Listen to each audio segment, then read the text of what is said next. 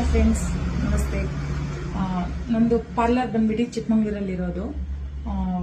ಈ ವಿಡಿಯೋ ನಾನು ಯಾಕೆ ಮಾಡ್ತಾ ಇದ್ದೀನಿ ಅಂತ ಅಂದರೆ, ನಾನು ಮೊನ್ನೆ ಅಷ್ಟೇ ಪಾರ್ಲರ್ ಓಪನ್ ಮಾಡಿದ್ದೀನಿ.